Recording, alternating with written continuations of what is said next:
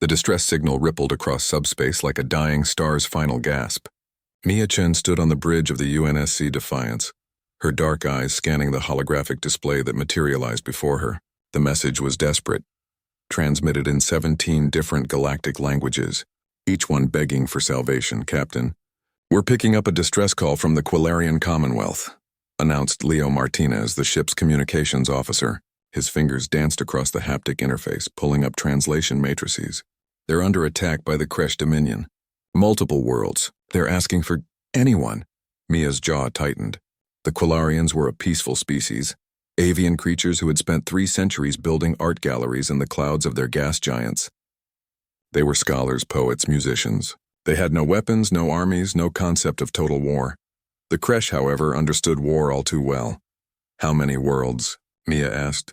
7 colony systems, approximately 4 billion Quilarians. Leo paused, his brown eyes meeting hers. "Captain, they sent this to every species in the Galactic Assembly. So far no one's responding." Of course they weren't. Humanity had only been part of the galactic community for 23 years, barely a heartbeat in cosmic terms.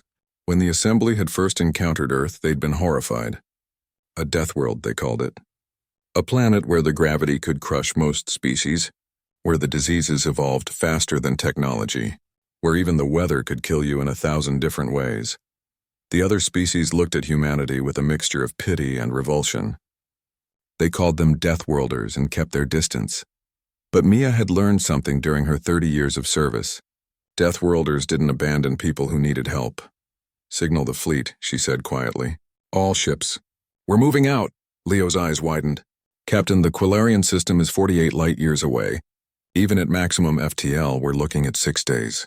And the Kresh have a battle fleet of over 300 vessels. We have 17 ships," Mia finished. "I know the odds, Leo. Send the signal anyway." The Kresh Dominion had conquered 27 species in the past millennium. They were apex predators from a high-gravity world, their exoskeletons harder than most ships' armor plating. When they descended upon the Quilarian homeworld of Ethon Prime, they expected the same easy victory they'd achieved countless times before. What they didn't expect was the fleet that tore out of FTL space like avenging angels.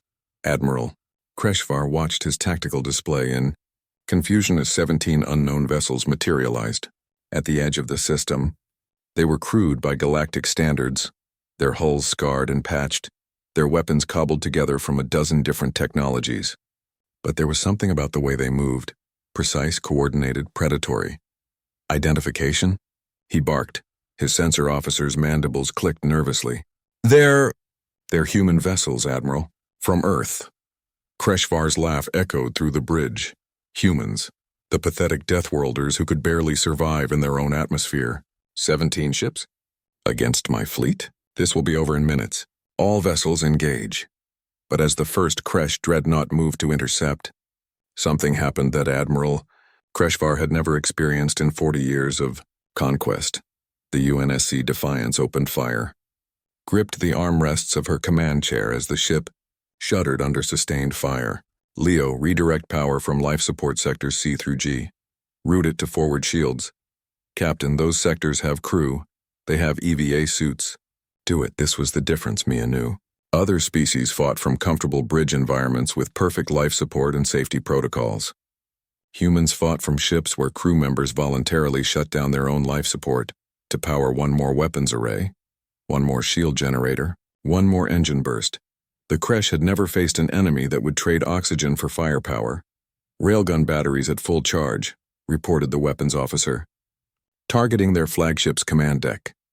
The Kresh ships were formidable. Their shielding technology was centuries ahead of Earth's. But human weapons didn't rely on energy alone. The railgun rounds were simple kinetic slugs accelerated to a fraction of light speed. When they struck the Kresh flagship, they didn't dissipate against shields. They punched straight through. Leo's voice cut through the chaos.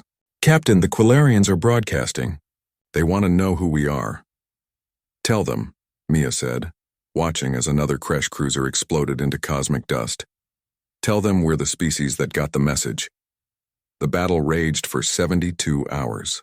The Kresh had numbers and technology, but humanity had something the galaxy had never truly understood: They had been forged in the crucible of a world that tried to kill them every single day.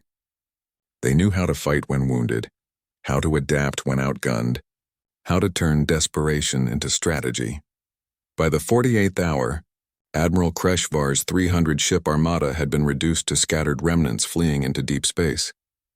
The Defiance had lost her starboard engine array, her medical bay was overwhelmed with casualties, and Mia herself had a plasma burn across her left shoulder that she'd refused to have treated. She stood on the bridge, watching as Quilarian rescue ships began evacuating their beleaguered colonies. Leo approached, exhaustion evident in every line of his face. "Final casualty report, Captain. We lost 4 ships, 217 crew dead, 643 wounded." He paused. "The Quilarians are asking if they can thank you personally." Mia shook her head slowly. "Tell them thanks aren't necessary. Tell them." She looked out at the stars, at the galaxy that had dismissed humanity as weak, as primitive, as unworthy. Tell them that's just what Deathworlders do. The message that went out from Ethan Prime that day changed everything. It wasn't transmitted in 17 languages. It was transmitted in every language the galaxy knew. Today we learned what it means when a Deathworld answers your call. The humans came when no one else would. 17 ships against 300. They had every reason to ignore us. Instead, they saved 4 billion lives. If this is what it means to be from a Deathworld, then we pray the galaxy has more of them. Mia Chen never saw that message. By the time it reached Earth, she was already en route to the next crisis, the next desperate call. Because that's what humanity did. They were born on a world that tried to kill them, and they learned to fight back. And when the galaxy needed someone to answer an SOS that everyone else ignored, they discovered something terrifying and beautiful. Sometimes, the wrong species to ask for help is exactly the right one.